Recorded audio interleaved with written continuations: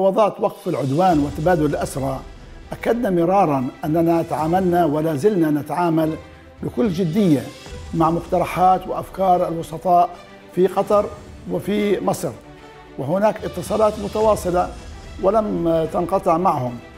ونحن هنا نجدد التأكيد أن الفرصة الوحيدة لعودة الجنود الصهاينة الأسرى لدى المقاومة أحياء إلى عائلاتهم لن تكون إلا بعد توقف العدوان على شعبنا، وإن كل تسويف وتأخير في وقف العدوان يعني مزيدا من القتلى في صفوفهم على أيدي جيشهم بسبب استمرار هذا العدوان.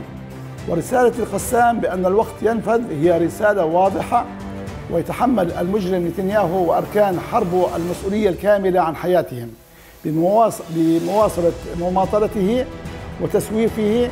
فنتنياهو يعني بكل تأكيد غير جاد بالتعامل مع مفاوضات الأسرى، وهو يكذب على شعبه وعلى أهالي الأسرى كما يكذب على حكومته وعلى الإدارة الأمريكية.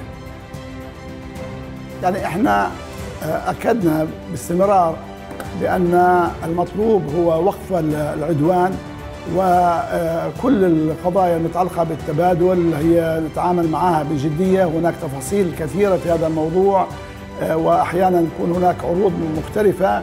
نحن نتجنب الحديث عن هذه التفاصيل في الإعلام. خلي المفاوضات وخلي جهود الإخوة الوسطاء تفضي إلى نتيجة، وعندها يتم إيضاح كل شيء للعالم. You know this statement, a man's got to do what a man's got to do. I do. Remember the days when you could actually say that. Well, today you say a person has to do what a person has to do, okay? Well, let me extend that. A nation has to do what it has to do to survive. And if we have to take action both in the South and in the North that is understood by many to be a just action but they cannot stand the heat of public opinion, then we'll just have to do it alone, and we'll do what we need to do. Well, I think that we've delayed Iran's quest for the bomb, which was not obvious, but probably by a decade. But we haven't stopped it. I think my government worked. Sometimes I worked alone against the entire world and said we'll make a deal with them.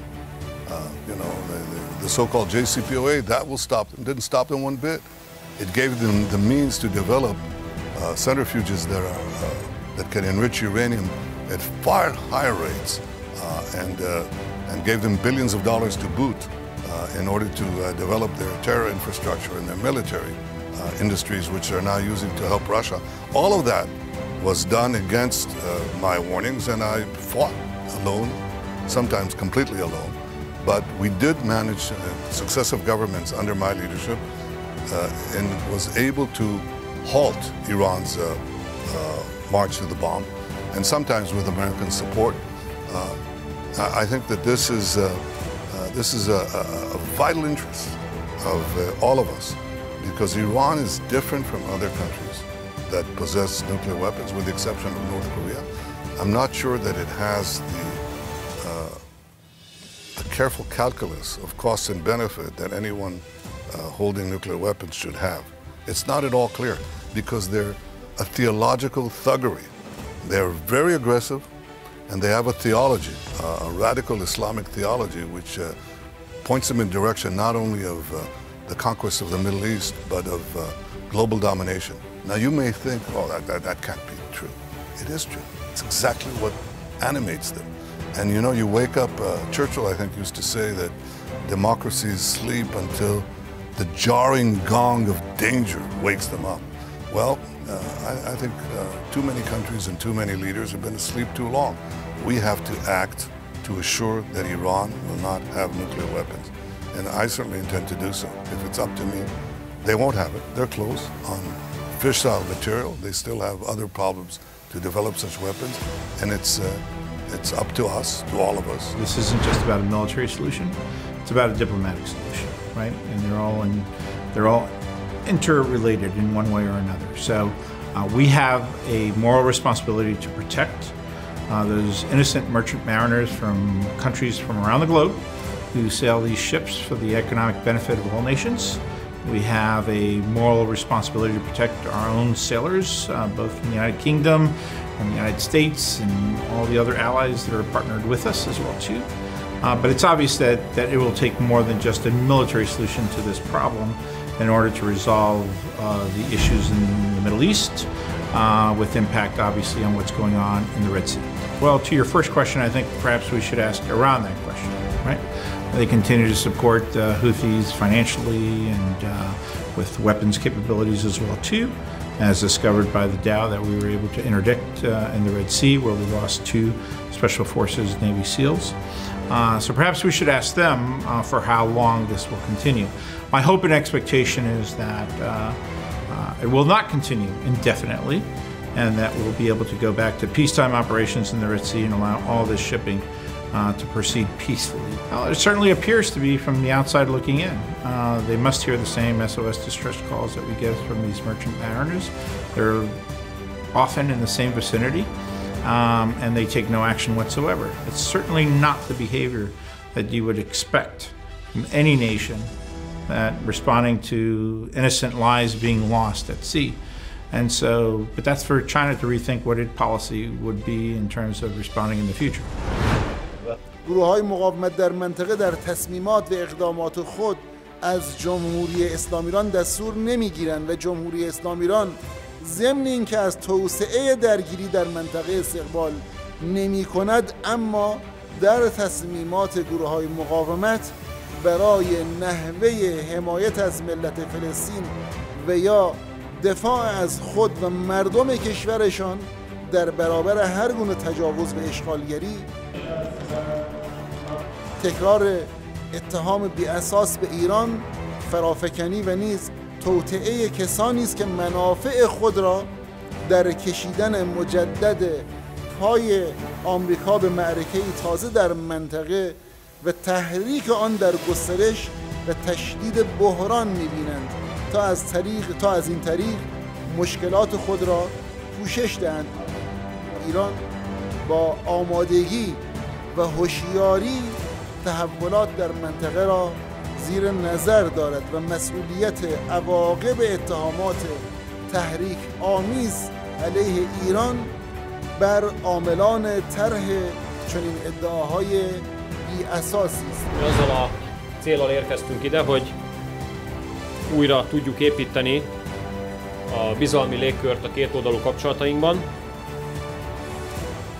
Azt gondolom, egyetérthetünk abban, hogy tettünk biztató lépéseket ebbe az irányba. Hosszú út áll még előttünk, sok munkát kell elvégeznünk, de mi a magyar oldalon készek vagyunk ennek a munkának az elvégzésére, ezért készen állunk a további közös munkára. Foglalta el. A tavaly decemberben az ukrán parlament elfogadott egy jogszabályt, amely ezt a negatív spirált kétségtelenül megállította, és ezt mi nagyra értékeljük. Ugyanakkor nekünk van egy kérésünk, talán nem túlzás és nem veszik tiszteletlenségnek a kollégák, ha az elvárás szót használom ebben a kontextusban, amely arra vonatkozik, hogy a 2015-ben már létezett jogaikat a magyar nemzeti közösség tagjai kapják vissza. Hát azt szeretném itt és most is aláhúzni, hogy Magyarország nem kér extrát, nem kérünk többet, mint ami már volt. Azt kérjük, hogy a kárpátaljai magyar nemzeti közösség azokat a jogokat kapja vissza, amelyekkel 2015-ben már rendelkezett. Jens and I had an opportunity today, of course, to talk about the NATO summit and to talk about other matters relating to our alliance. And I have to say that once again, we see that NATO is advancing with a sense of urgency and a strong sense not only of unity of purpose, but unity of action. Just at the very end of last week, Turkey approved Sweden's accession to NATO. Sweden brings tremendous capabilities to the alliance in every domain. Hungary now will have to act in order to complete the process of Sweden's accession, but I fully anticipate that that will happen in the weeks ahead when Hungary's parliament returns. I think the process that we've seen in actually record time, first with Finland and now with Sweden, demonstrates that NATO's door is open, remains open, including to Ukraine, which will become a member of NATO.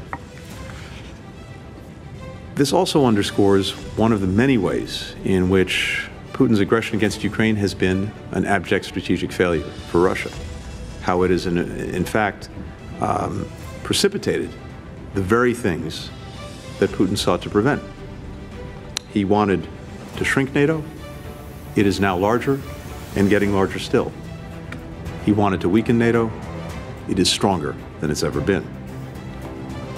All of this will, I think, come to an important inflection point when we get to the NATO summit, the historic NATO summit that we are very honored to host in Washington in July.